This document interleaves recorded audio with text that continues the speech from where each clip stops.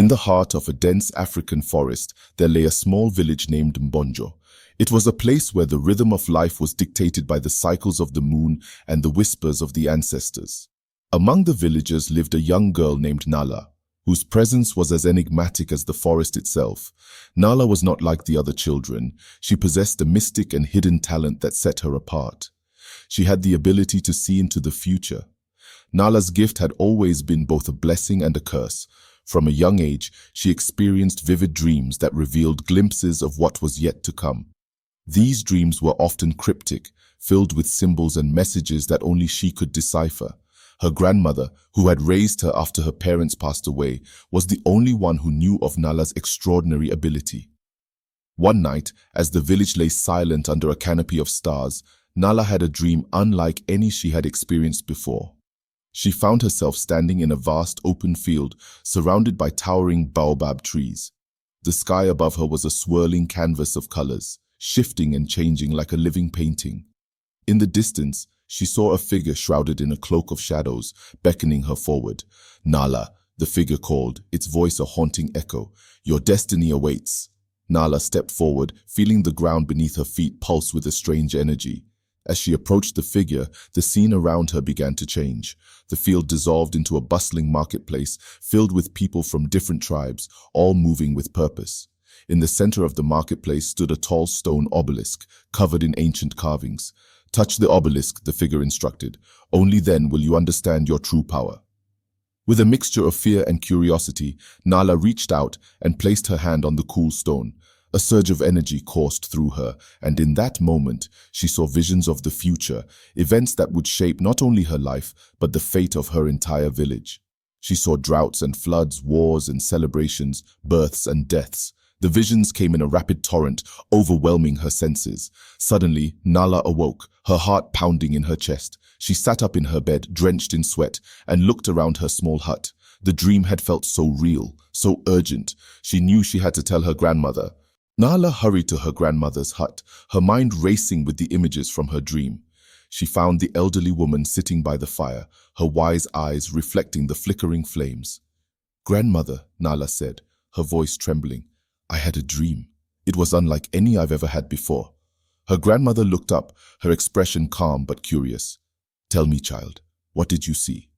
Nala recounted the dream in detail, describing the field, the marketplace, and the mysterious obelisk. As she spoke, her grandmother listened intently, her face growing more serious with each word. "When I touched the obelisk, I saw the future," Nala continued. "I saw things that will happen to our village, both good and bad." Her grandmother nodded slowly. "The obelisk you saw is the stone of fate, a relic of great power. It reveals the future to those who are chosen. You have been given a rare gift, Nala, and with it comes great responsibility." "But what am I supposed to do?" Nala asked, feeling a wave of uncertainty wash over her. "How can I use this gift to help our village?" Her grandmother reached out and took Nala's hand in her own. "You must learn to interpret the visions and use them to guide our people. The path will not be easy, and there will be those who do not understand your gift, but you must remain strong and trust in your abilities." Nala nodded, feeling a sense of resolve building within her. She knew that her journey was just beginning and that she had a long road ahead. But she also knew that she was not alone. With her grandmother's guidance and the strength of her ancestors, she would find a way to fulfill her destiny. The following morning, Nala awoke with a renewed sense of purpose. She decided to visit the village elders and share her dream with them. She knew it would be a difficult conversation, as the elders were often skeptical of anything that deviated from tradition. But she also knew that they needed to be aware of the potential dangers and opportunities that lay ahead. As she made her way to the elders' gathering place, Nala couldn't help but notice the curious glances from the other villagers. She had always been somewhat of an outsider, but now she felt a new kind of scrutiny. She reminded herself of her grandmother's words and pressed on. The elders were seated in a circle, their expressions grave as they discussed the latest news from the neighboring villages. When Nala approached, they fell silent, their eyes fixed on her. "Nala, what brings you here?" Chief Kofi, the eldest of the group, asked. "I have had a vision," Nala began, her voice steady. "A vision of the future. I believe it is important for the village to know." Chief Kofi raised an eyebrow. "A vision, you say? And what did you see in this vision?" Nala took a deep breath and recounted her dream once more, emphasizing the urgency of the messages she had received. She described the droughts, the floods, the conflicts, and the celebrations. She spoke of the stone of fate and the responsibility she felt to guide the village through the challenges ahead. When she finished, the elders exchanged glances, their faces a mixture of concern and skepticism. "This is a lot to take in," Elder Amma said. "How can we be sure that these visions are true?" Nala stood her ground. "I cannot force you to believe me, but I ask that you trust in the wisdom of our ancestors. I have been given this gift for a reason, and I only wish to help our village prepare for what is to come." Chief Kofi leaned back, his expression thoughtful. "Very well, Nala. We will consider your words, but know this. The path you have chosen is fraught with danger. Many will not understand your gift, and there will be those who oppose you. Are you prepared for that?" Nala nodded. "I am. I will do whatever it takes to protect our village." Days turned into weeks, and Nala continued to have visions of the future. Some were clear and direct, while others were shrouded in mystery. She spent hours each day meditating and seeking guidance from the ancestors, trying to piece together the meaning of each vision. The villagers, meanwhile, began to notice changes in their environment. The river that flowed through Mbonjo started to dry up, and the once plentiful crops began to wither under the relentless sun. People whispered of impending drought, their fears growing with each passing day. Nala knew that the time had come to take action. She called a meeting of the village, urging everyone to gather in the central square. As the villagers assembled, Nala stood before them, her heart pounding with a mixture of fear and determination. "My friends," she began, her voice carrying across the square, "I have seen the future, and it is clear that we are facing a great challenge. The river is drying up, and our crops are failing. We must come together and find a way to survive." The crowd murmured, their faces reflecting a range of emotions, fear, doubt, and a glimmer of hope. "What can we do?" one villager asked. "How can we stop the drought?" Nala took a deep breath. "We must conserve our water and find new sources. We must work together to plant drought-resistant crops and support each other in these difficult times. I know it will not be easy, but if we stand united, we can overcome this challenge." Her words seemed to resonate with the villagers, and slowly they began to nod in agreement. The elders, who had been observing from the sidelines, stepped forward, their expressions more supportive than before. Chief Kofi addressed the crowd.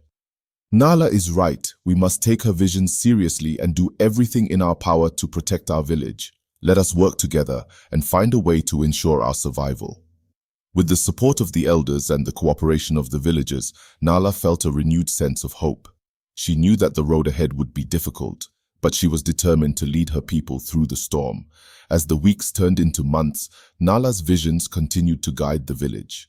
She led efforts to dig new wells and build irrigation systems, ensuring that the crops received the water they needed to survive. The villagers worked tirelessly, their spirits lifted by the knowledge that they were not alone in their struggle. Nala's gift, once seen as a burden, had become a beacon of hope. Her ability to see the future allowed the village to prepare for challenges and seize opportunities that others might have missed. And as the first signs of rain appeared on the horizon, the villagers knew that their efforts had not been in vain.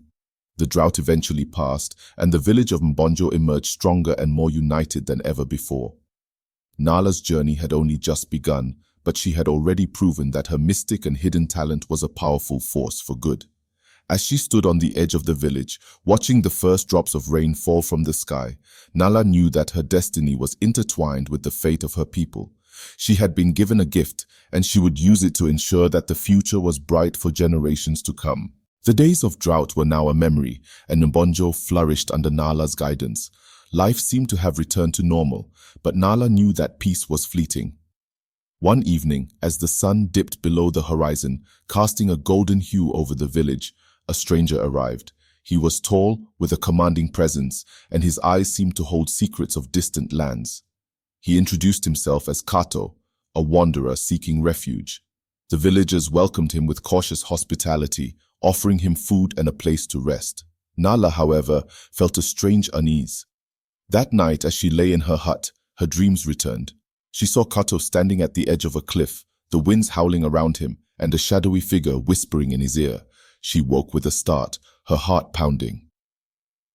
The Council of Elders. The next day, Nala sought counsel with the elders. "There is something unusual about Kato," she began, her voice steady. "I had a vision last night. He stood at a cliff's edge speaking with a shadow. I fear his presence may bring danger."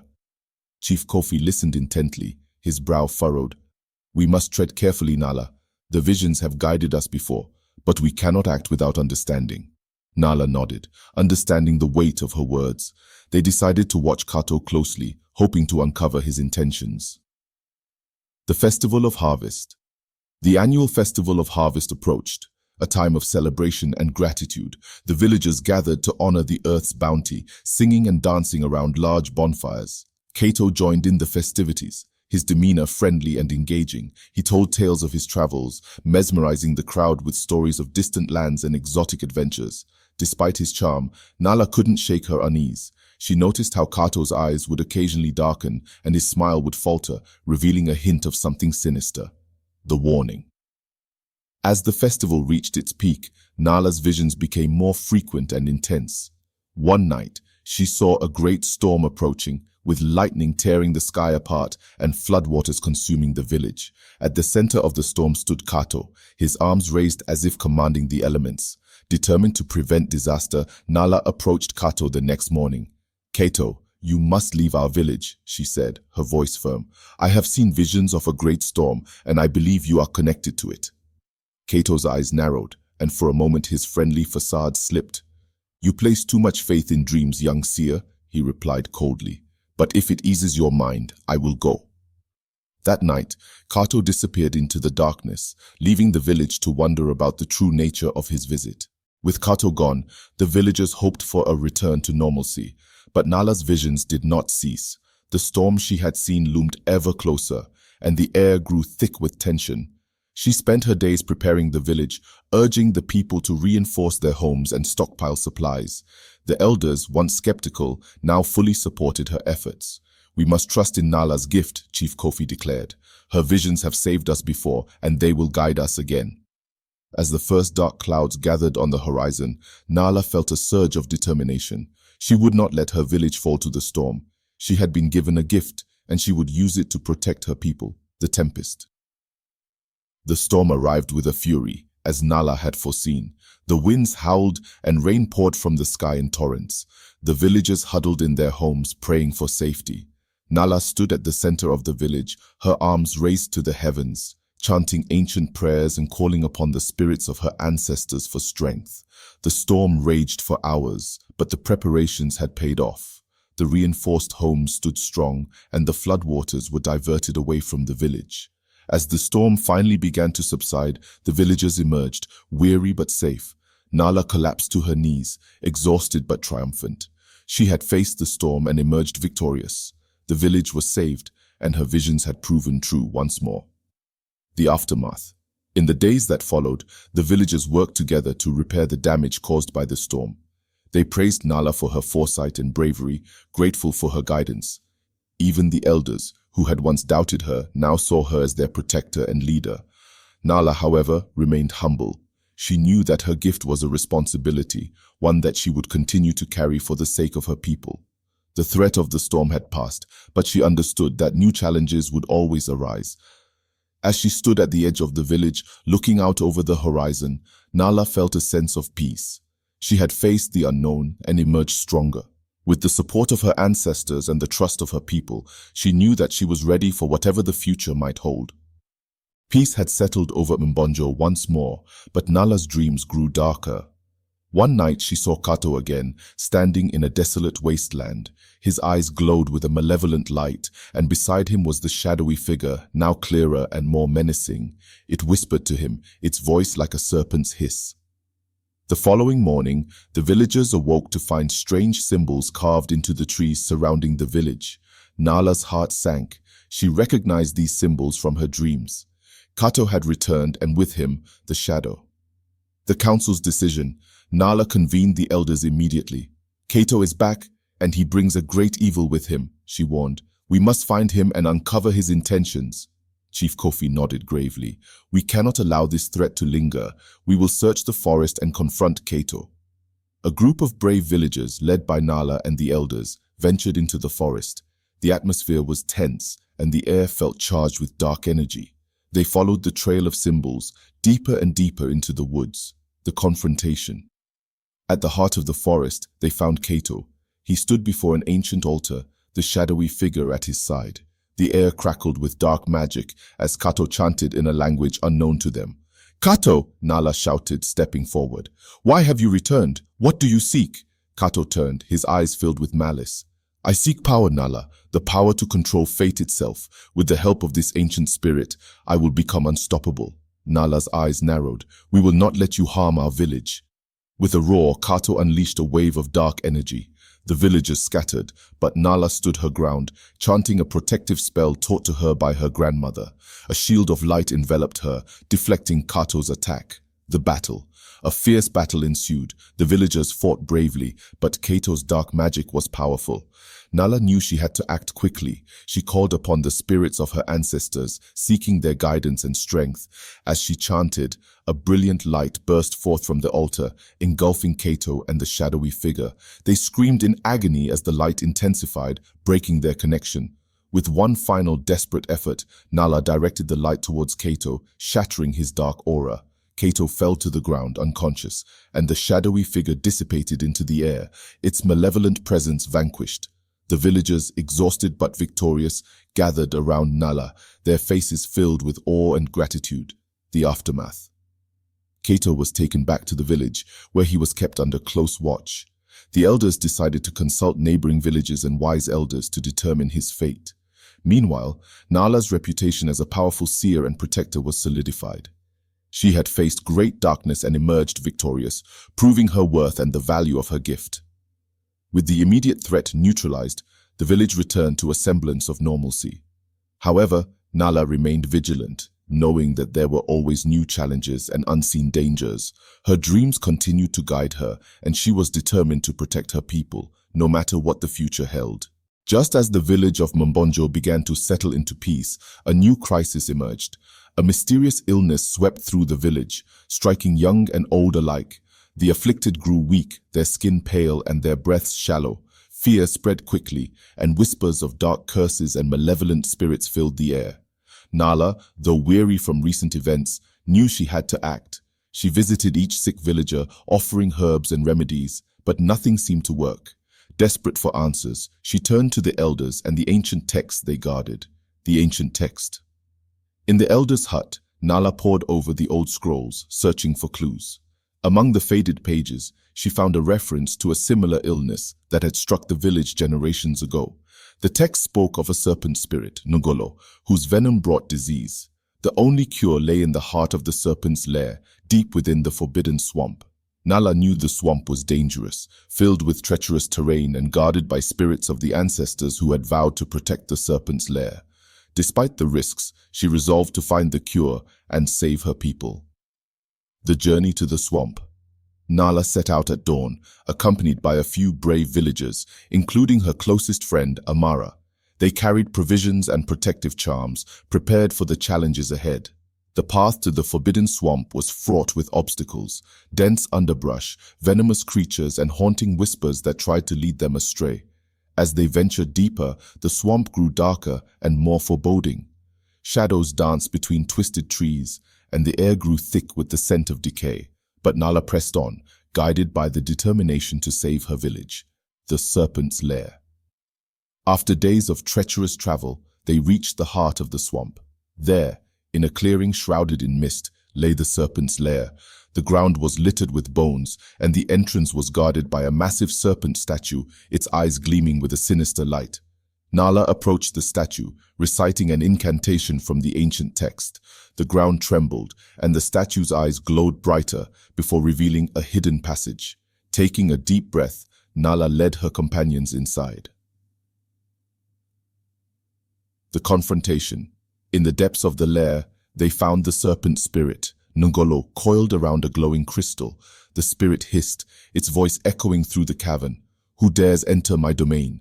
Nala stepped forward, her voice steady. "I am Nala of Mbonjo. My people are suffering from your venom. I seek the cure to save them." Ngolo's eyes narrowed. "Why should I help you, mortal? What do you offer in return?" Nala thought quickly. "I offer my loyalty and respect. I will ensure your story is remembered and your presence honored, but first you must show mercy and help my people." The serpent spirit seemed to consider her words before nodding. "Very well, take this crystal and use it to brew the antidote. But remember your promise, Nala." The return. With the crystal in hand, Nala and her companions retraced their steps through the swamp, returning to Mbonjo. There, Nala used the crystal to create a potent antidote, which she administered to the sick. Slowly, the villagers began to recover, their strength returning. Nala kept her promise to Ngolo, ensuring that the serpent spirit was honored in their stories and rituals. The village, once again safe and healthy, celebrated Nala's bravery and wisdom. Though new challenges would undoubtedly arise, the bond between Nala and her people had grown stronger. With each trial, she proved herself not just a seer, but a true guardian of Mbonjo. As Mbonjo basked in its newfound health, another disturbance began to unfold.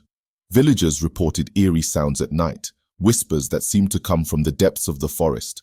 Some claimed to see ghostly figures moving among the trees, and livestock went missing without a trace. Fear spread once again, and the people turned to Nala for guidance. The elders' warning. Nala consulted with the elders, who spoke of an ancient legend about the haunted grove, a place deep within the forest where restless spirits roamed. Long ago, a terrible battle had taken place there, leaving the spirits of the fallen trapped and tormented. It was said that these spirits sought peace but could bring great harm if disturbed. Chief Kofi looked at Nala with concern. "The spirits are troubled. You must find a way to soothe them, or their unrest will continue to plague our village." Preparation for the ritual. Determined to bring peace to the spirits, Nala gathered what she needed for a sacred ritual. She chose a moonless night, believing that the darkness would help her connect with the spirits.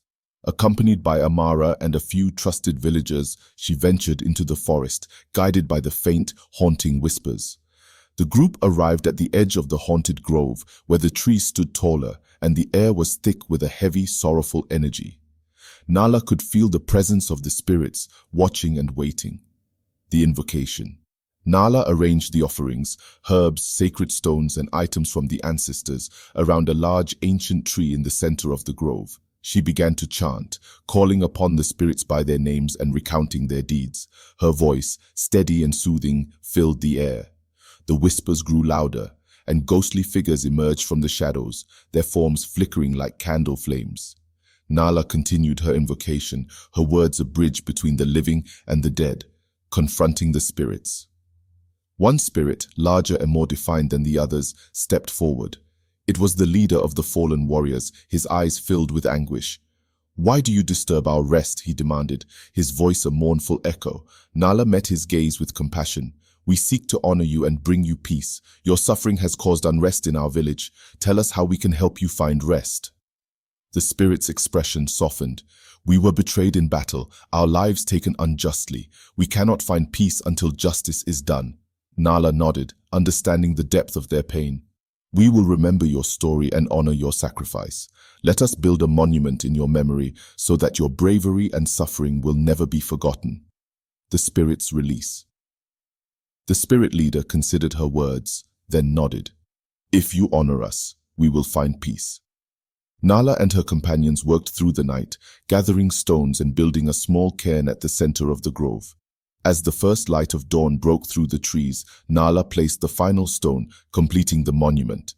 The spirits began to fade, their forms becoming lighter and less distinct. The leader spoke one last time. "Thank you, Nala of Mbonjo. We go to our rest." With that, the spirits vanished, leaving the grove silent and still.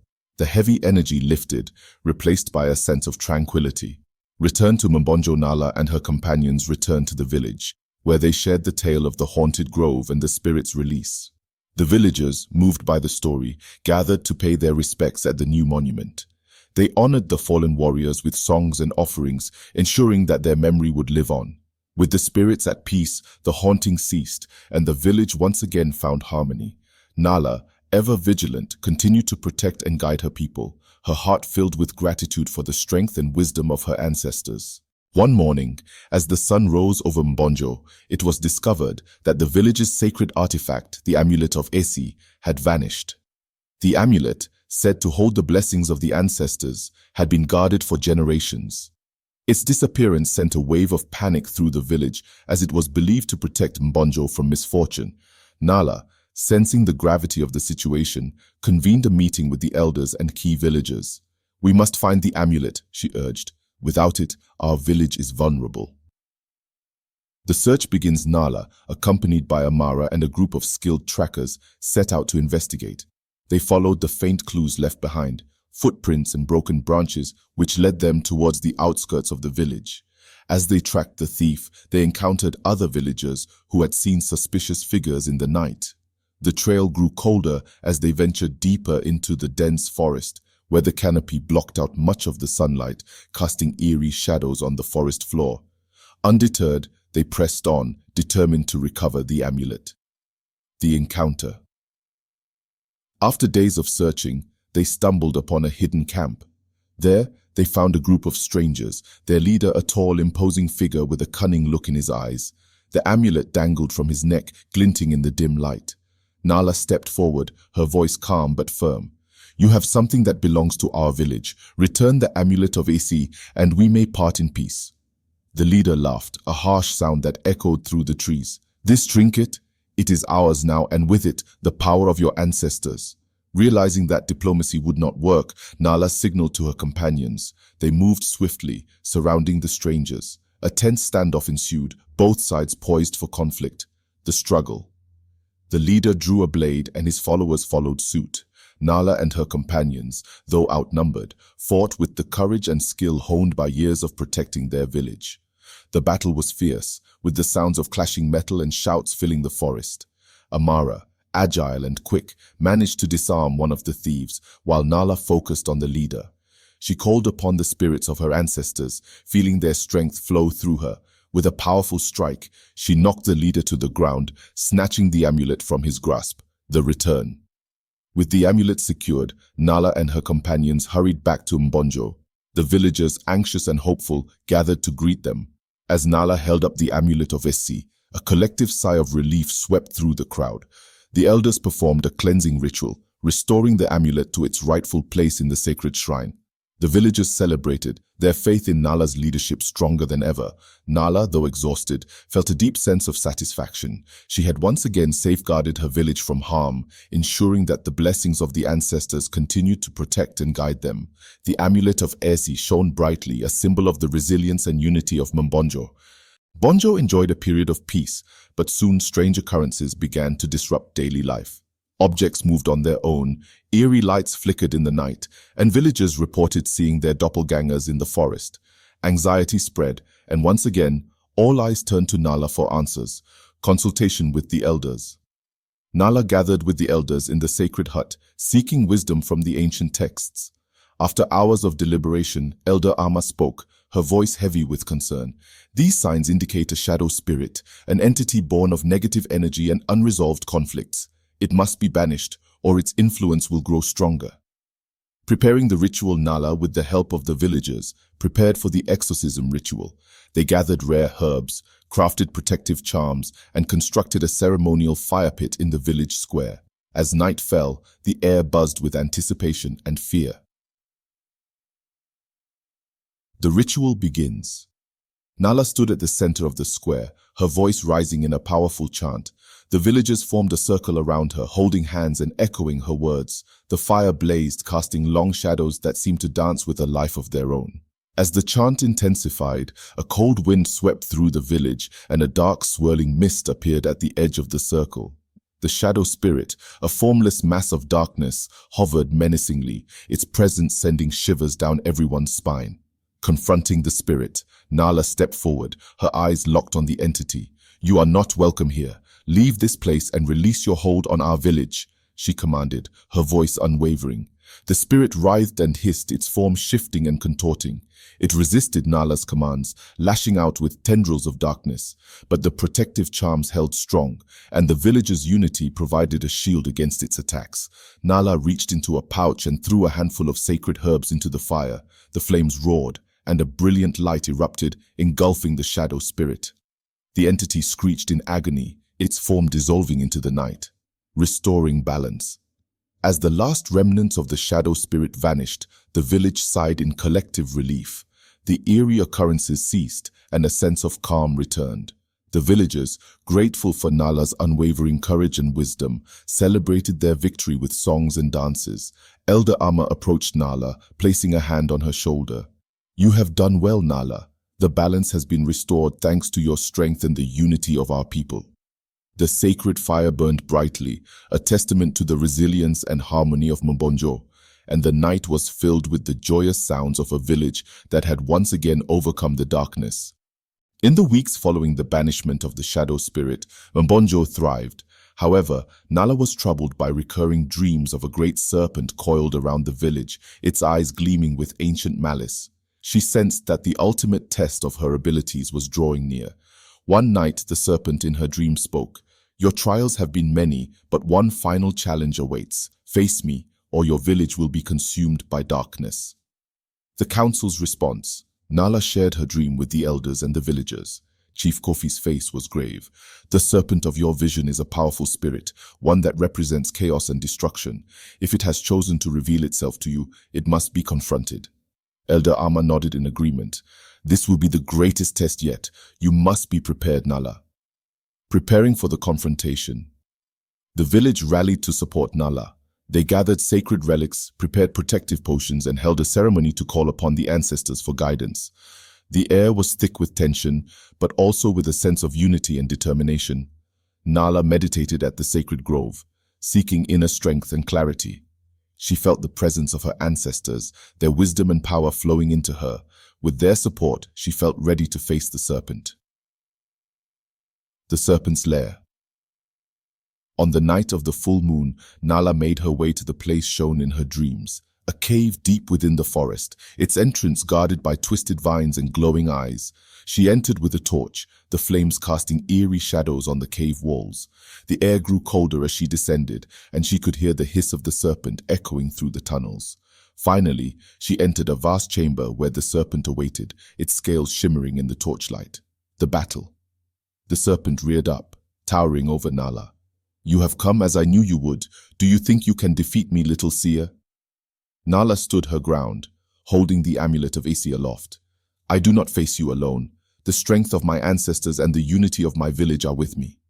The serpent lunged, its massive coils striking with deadly speed. Nala evaded its attacks, chanting incantations and casting protective spells. The cave walls shook with the force of their battle, rocks tumbling and dust rising. As the serpent struck again, Nala poured a vial of sacred potion onto its scales. The serpent hissed in pain, its movement slowing. She seized the moment, drawing a symbol of protection in the air with her amulet. The spirit's defeat. The serpent writhed and roared as the symbol glowed with intense light.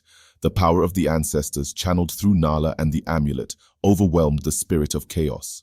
With one final ear-piercing screech, the serpent dissolved into a mist, vanishing into the ether. Nala collapsed to her knees, exhausted but victorious. She had faced the ultimate test and emerged triumphant. She felt the warmth of the ancestors' approval and the strength of her village's unity. Return to Mbonjo. Nala returned to Mbonjo at dawn, greeted by cheering villagers. The threat had been vanquished and the village was safe once more. The elders and villagers celebrated Nala's bravery and wisdom, honoring her with a grand feast and ceremonies of gratitude. Chief Kofi raised a toast. "To Nala, the protector of Mbonjo, whose courage and wisdom have safeguarded our future. May we always remember the strength of unity and the power of our ancestors." Nala, though humble, accepted their praise with a grateful heart. She had grown through each challenge, and her bond with her people was stronger than ever. The future of Mbonjo was bright, guided by the light of their unity and the wisdom of their ancestors.